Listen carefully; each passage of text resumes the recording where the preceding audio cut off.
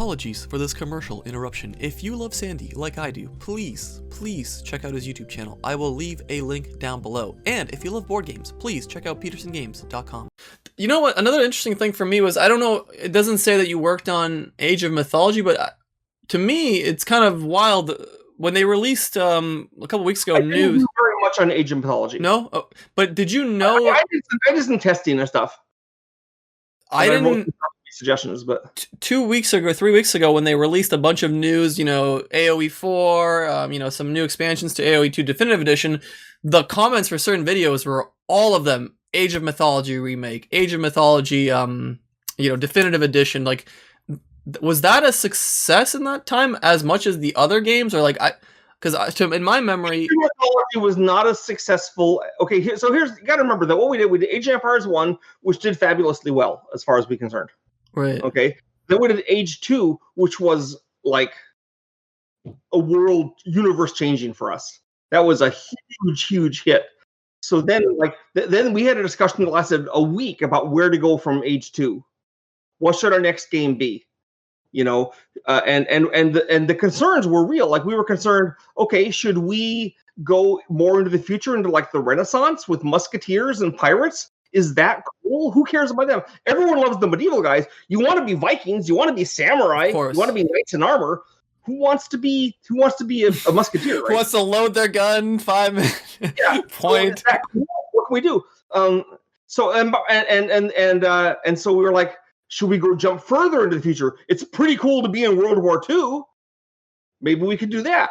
There's always the thought of doing a first-person shooter, which the artists always wanted to do. One of the reasons I got hired is because the artists were secretly hoping that I would do a first-person shooter, which I was perfectly happy to do. Sure. But we never get around to it. Companies never get around to doing a game in a different genre, it turns out. Like, id Software was always going to do a flight sim and never did, you know. Especially if they're like super successful in the thing they, you know. I mean. So they were like, and basically we had this big thing under we were so unsure of what to do that we literally had the whole team vote on the next thing. Really? And, wow, that's nice and democratic. Won by about 5%, so we did that. Wow. And then half of us did that, and the rest went off and went on to Age 3. We really didn't know where to go from Age 2.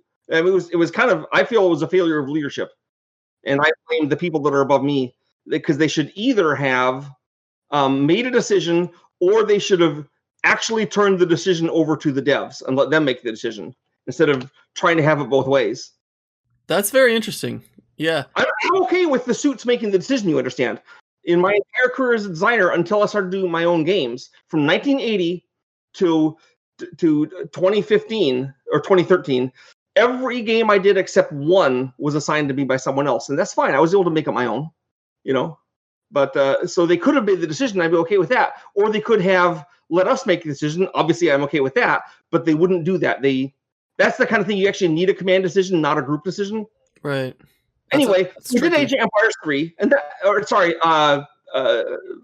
Age of Mythology, and of course, kind of we were screwed there because no matter how it did, it was going to get compared to Age 2, and it's highly unlikely we would have another Age 2 because that was colossal success. that was like an amazing thing that you can't repeat, right?